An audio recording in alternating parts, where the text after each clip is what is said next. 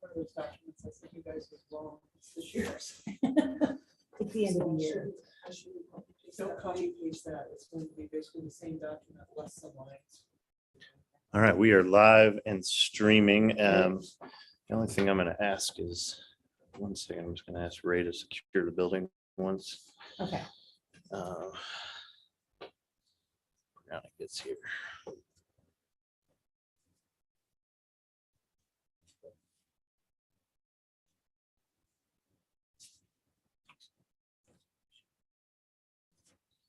All right, you are good to go. So I unmute now. Yep.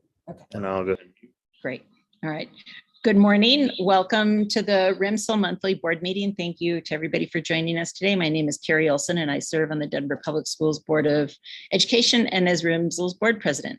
Like all meetings of our board, this meeting is open to all who wish to attend. Our meeting is now in session and being streamed live on YouTube. As always, we'll begin with introductions, and we could start with our board members who are attending virtually this morning. Would you like to introduce yourselves? We'll start with Angela and then go to Nichelle. Sure. Angela Christensen from Littleton Public Schools.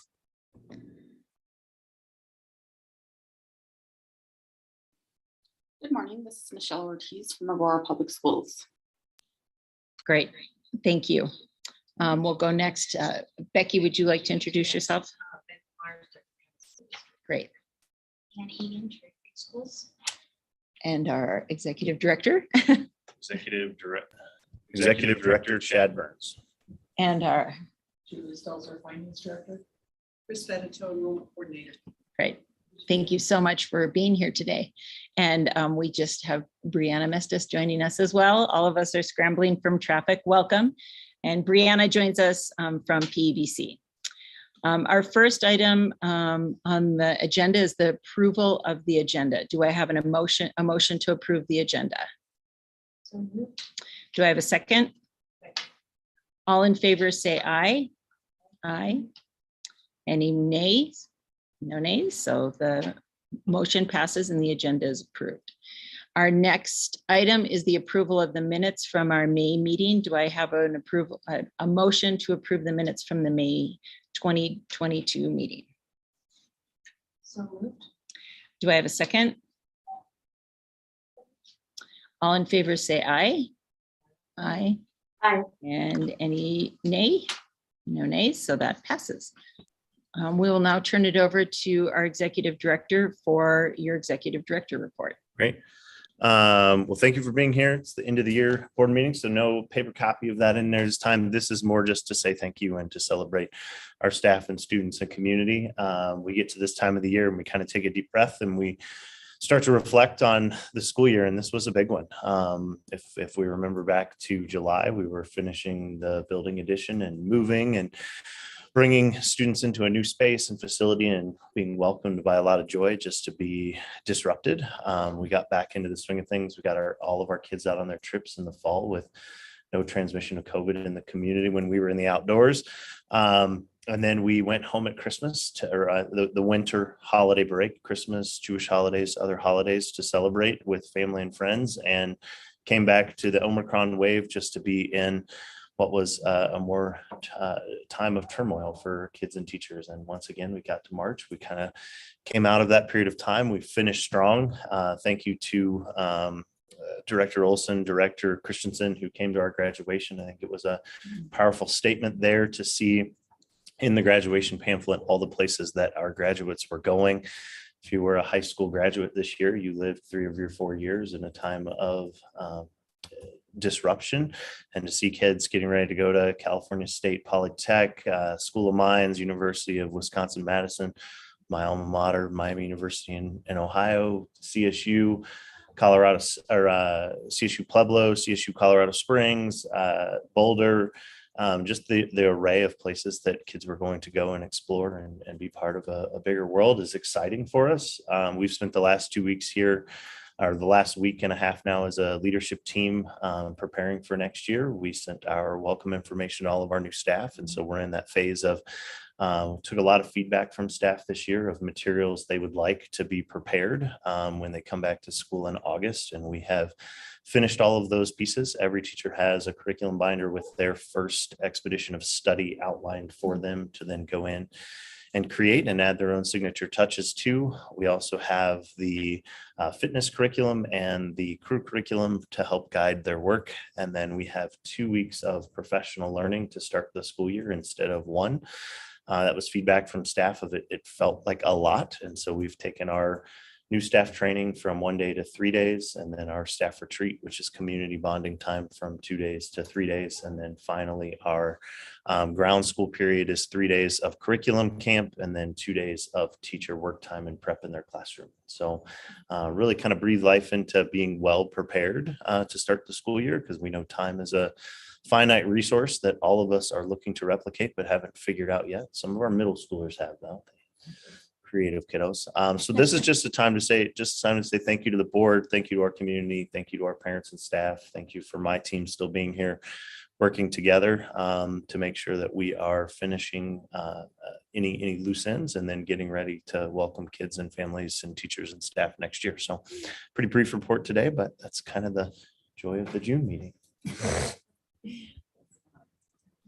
It's a great summary. Thank you. And I will say, I know I speak for Angela as well. We really enjoyed, excuse me, graduation. That for those of you who have never experienced a graduation at RMSEL, they each teacher or a teacher selects a student, or I'm not sure how that happens, but they talk about a student in depth for, I don't know, 3 to 5 minutes, and it's really moving.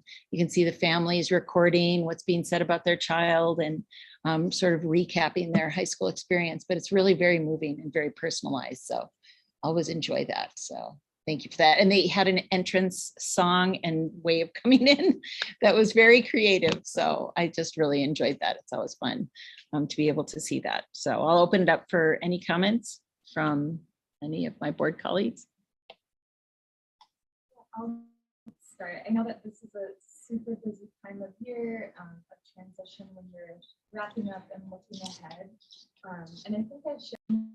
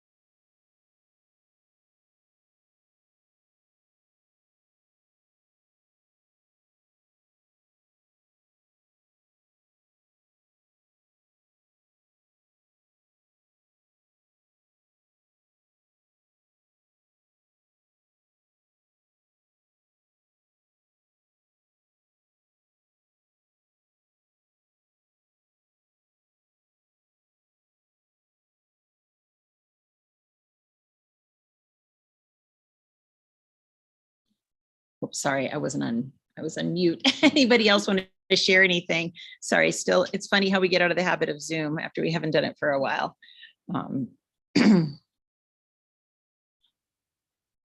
right, well, I'll echo what Brianna said. I think that's just fabulous. As some of you may know, I work at the University of Denver as an adjunct professor training pre-service teachers. And another one of my students is coming here next year. And for her final project, she actually pulled together all she had learned and made like a sheet that she's going to bring here to be able to implement her culturally and linguistically diverse lens, because that's the cycle I teach. But she got really excited digging into the EL standards and learning more about how it intersects with culturally and linguistically diverse students. So I'm just grateful that RMSEL exists. And I have another student in the pipeline who'd like to be here in another year. He's already connected with Michael, I believe. So great. Well, we will move on then to open forum. Do we have anyone for open forum this morning? We do not. All right. So our next item is the consent agenda. Item 1, personnel matters. Do I have a motion to approve the consent agenda? Do I have a second? second. All in favor say aye. Aye. Aye. And those opposed say nay. All right, consent agenda passes. Then our discussion item for today is the IGA renewal.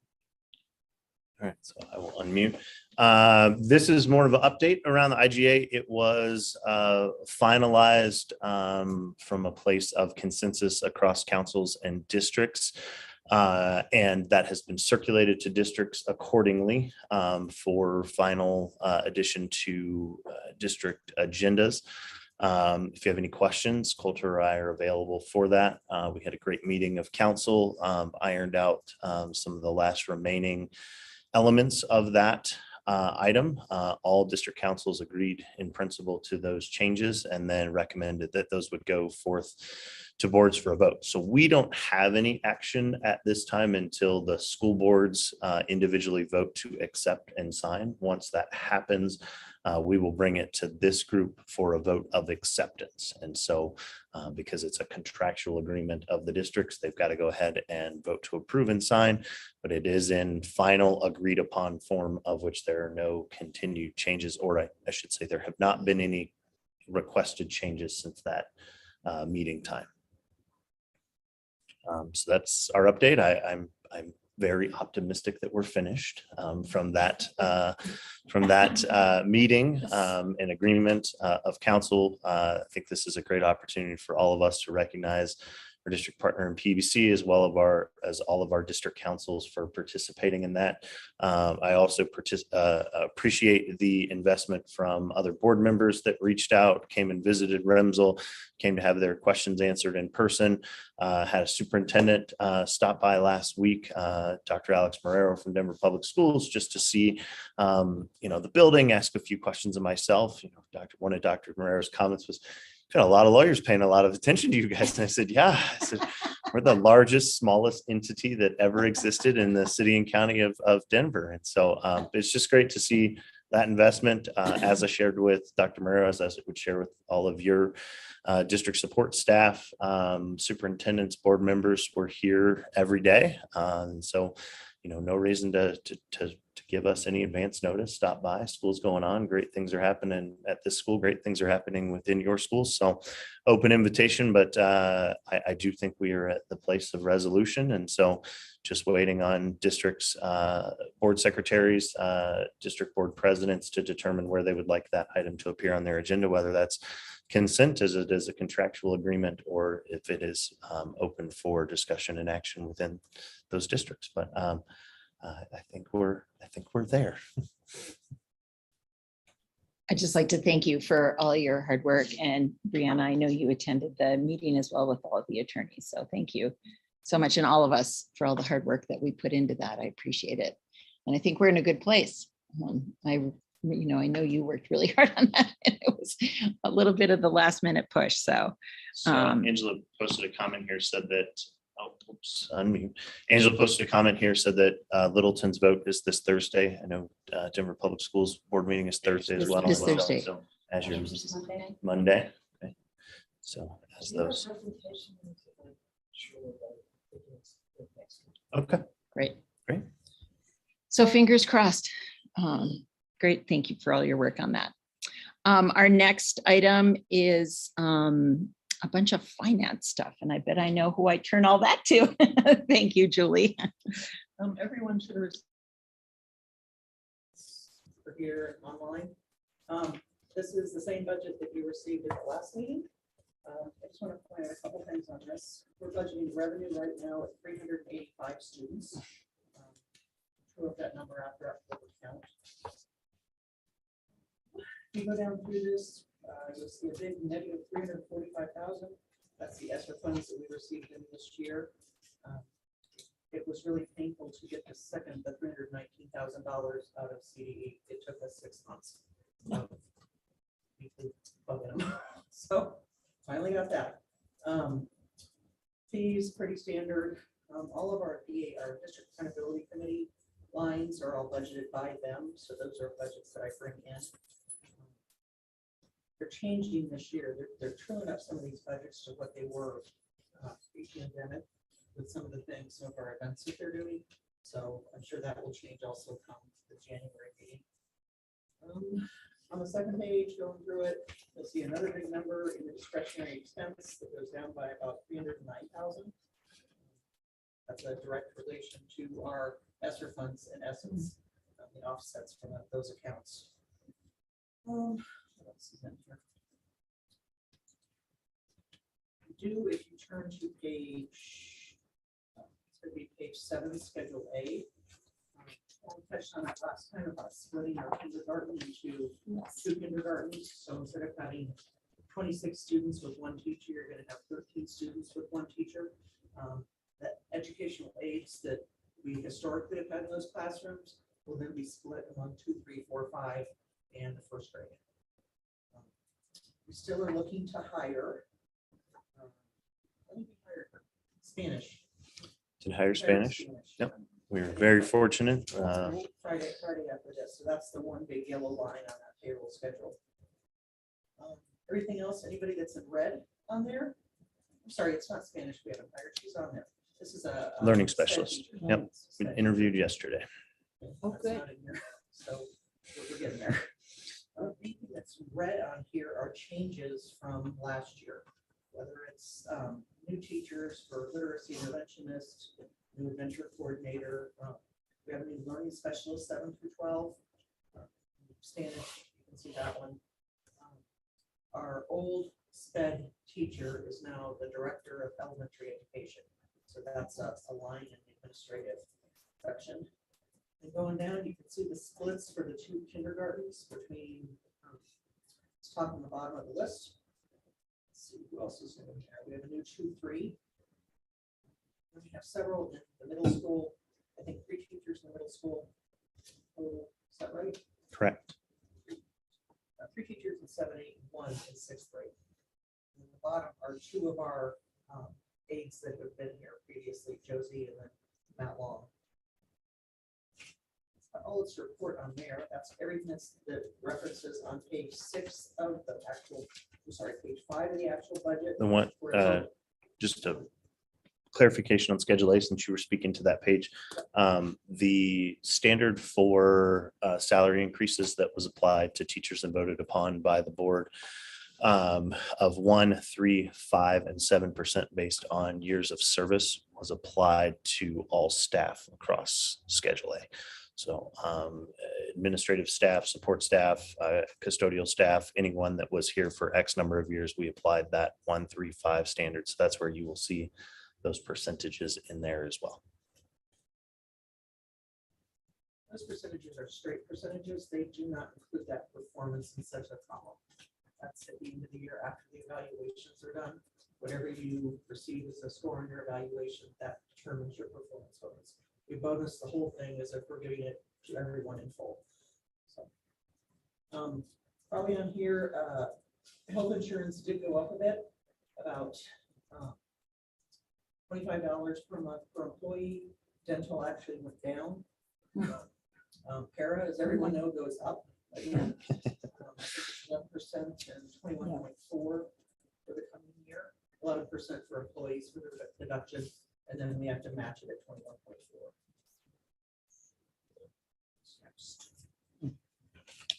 The fee page. This is the fieldwork fees that parents are paying.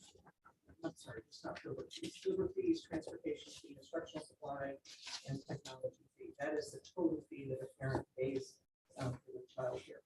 You can see if you kind of travel across the top of the columns, you'll see the financial aid allowance that we bring out of those fees. Financial aid is funded fully from the fees that parents pay. It doesn't come from our general fund. We then allocate out some money for our fleet of buses. So for transfer, repairs, maintenance, insurance, gas for some of them. Catalytic converter cages. Oh. Yeah. Did you have them stolen? We had them all stolen last year. You had them all stolen? All 8 of them were stolen last year to the tune of $32,000 of insurance claim and scrambling to get them. And yeah, I thought we shared that. Sorry. You might It's have, and I another forgot. duty in the cap. But we're working with So you're putting cages on it. we're working to try to get cages placed on them. Also, out of those funds, we do a 1-day release a year per teacher to plan for fieldwork. So they could be bringing out trips from the prior year, whatever, leaving that 1 day, they can split it in half, however they want to do it. They also take a 10% chunk of those fees goes to our landmark trips. And for new people, and you haven't heard this before, pre-pandemic in the normal world, we did a sailing trip for fifth graders where they go to California. They travel, they get on a tall ship and they sail around town and island. And so they're responsible for kind of running that ship while they're there. In sixth grade, they go to Yellowstone for a week and I was there. Eighth grade used to go to Civil Rights Expedition. So they go to Little Rock and Birmingham and Memphis. That's a great trip, except for the 15-hour bus ride. That's a great trip. Bus ride's a little torturous. And then in high school, what they've been doing the past several years is hiking the Colorado Trail, different sections of that every year. And can you talk to what they're doing next year? Because I don't have that. Yeah, so we're still working on trip finalization right now. We're doing a landmark trip 1 and landmark trip 2. It's kind of how we're planning and preparing. So all of those trips that Julie shared, plus one we are adding as a Washington, DC trip at 8th grade, moving the civil rights trip to 10th grade for standards and curriculum alignment. And then with each of those, we're planning a COVID plan B, because our big challenge right now still remains with guidelines of quarantine when we are out of state and in transportation and care of others. So if we have a COVID positive, we're not able to put that student on an aircraft to return until that quarantine would end. We're optimistic that those quarantine guidelines may change over the course of the summer and into the beginning of the year. But for example, our trip to Washington, DC, which will be tied to the American History Expedition, we can then plan B that to South Dakota and do the Black Hills, work with Native communities, go to Mount Rushmore. And so we're trying to create alignment to those trips, but under our own travel, under our own vehicle travel and quarantining standards. And so our 5th graders went and did South Dakota this year. It's the first time we were into that zone, and it was a great trip, a great experience. It's about the same distance as traveling to Moab. Us living here in Colorado, we kind of always go west. We don't go east. And east is a little more accessible because there's not this gigantic divide to go over in a snowstorm. So we're looking at plan A's and plan B's. Certainly want to return to a full suite of experiences, but in the event that we were prohibited from doing that, we're going to have alternatives for kids. So that is the fee page.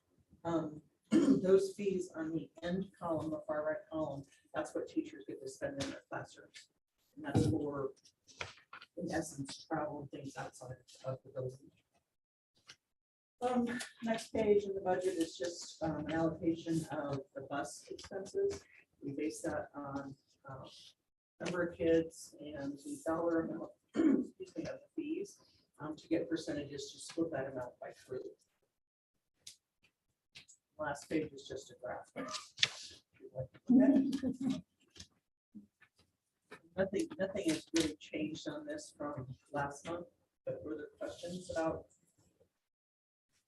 last month? Anybody online? I'm hopeful that you can hear. Do you have any questions, anybody online or in person, about the budget? Or so should we vote on this and then go to the next one? Yep. Okay, all right. I wasn't sure if we were going to separate them all out after we were done. So do I have a motion? Actually, I do.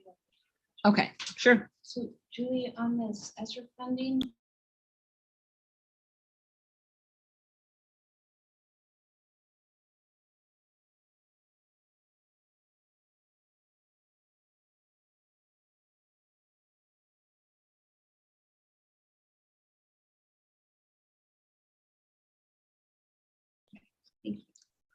And if you ever want to come sit with me and go through, same thing back to you. If you guys want to come together and sit and go through the budget and see where numbers come from and what we do, I'm always open to that.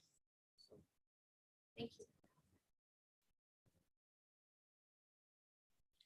Great. I understand some of our board members online couldn't hear. So we're just taking questions right now. If you have any questions of the budget adoption before we vote on it for Julie or for Chad, either one. Sure, thank you. I have no questions. It was right All right, when you before went we over. vote, I just continue to give my shameless plug that all of you are in the same state of affairs as we are here. Continue to advocate as board members and elected officials within your representative school districts, as well as on behalf of the BOCES, that we would love to become Bloomington, Indiana, and be funded at the national average, Yes. of which we are not. Thankful to our current legislators who are looking at getting us simply back to zero, but simply back to zero is not a standard of excellence for kids in the fifth highest cost of living city within the United States at this time. So just keep advocating, keep pushing. I know we are in a state that is very fiscally responsible. We have a growing economy.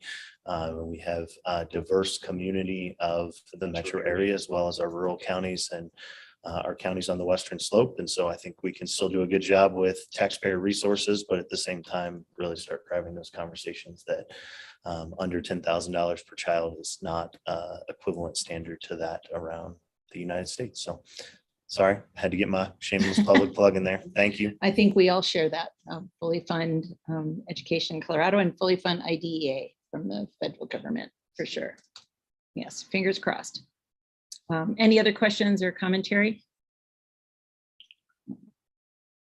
Thank you, Julie, again, for all of your detailed analysis of the budget. So now, do I have a motion to approve the 2022-2023 budget adoption? Do I have a second? All in favor, say aye. Aye. Did you get our two online? Angela and Nichelle. Angela and Nichelle, can you just confirm with a aye? Or a Aye. hand raise? Can you hear me? I'll try a hand raise.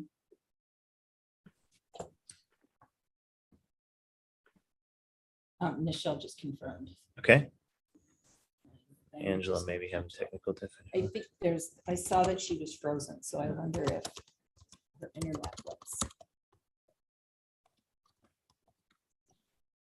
We'll just make sure, Angela, if you can hear us, I know that I think you were frozen. Oh, she texted aye. Okay, So good. perfect. All Thank right, you. motion passes. We will now move to the 2021-20. We will now move to the 2021-2022 budget carryover resolution. That's a lot of 20s. In your packets here for people in the room, and then online, there are two resolutions that usually go hand in hand with the budget. One of them is a one pager. This is where we carry over funds from this year in order to service our debt on the bond. That's the first number that's on the resolution for the budget carryover. The second one is the transportation purchase. Because of the pandemic and trips being canceled, everything kind of being wonky, we have not purchased our buses and the bus replacement, like the purchasing catalytic converters. We have not been purchasing actual buses. And so we want to roll that money also to next year, to get back into our bus replacement, vehicle replacement cycle. And that's money represents two buses and 1 year. It's a decade old. Usually run them a lot longer than a decade, but they give us security. We make them in town. That's the first one, the budget carryover resolution. Is there any questions about that? Any questions for the budget carryover resolution? Do I have a motion to approve the budget carryover resolution? A second? Second? And all in favor, say aye. Aye. Motion passes. We think I got Michelle with both. a hand raise. Yep, and I thought I saw Angela's Yep. hand go up. I just want to point out too, on the budget, on that first page where it says prior year budget carryover, that's that number, that 617,500. That's this resolution. Great. The second resolution is another audit resolution. This is just specifying the funds that we roll, what they are according to GASB 54. So you can roll funds to be not spendable, restricted, and assigned, and this breaks those numbers down just for when I roll them, then the auditors come here and say, let's see your resolution to see if they want to see the resolution. But that's just kind of a housekeeping thing that goes with the budget. So it needs a vote as well. Do we have any questions before we vote? Do I have a motion to approve the 2021-2022 GASB 54 resolution? Getting good at saying that. So moved, Brianna, and seconded, Anne. All right, thank you. All in favor, say aye. Aye. Only Great, got two raised and we got them hands. online. Excellent. And again, thank you so much. Great job as always. So we look forward to next year and all of your expertise. So thank you. All right, so at this time, we are going to move into executive session for the purpose of evaluating the executive director for the school year 2021-2022 as pursuant to CRS 24-6-4024F. Do I have a motion to move into executive session? Thank you. May I have a second? All in favor, say aye. Aye. Motion passes. Board members who are participating online, you've received a separate link for this, and we will rejoin at the end, and we will come back to discuss our final agenda item, the strategic plan final approval. Great. So. Go ahead.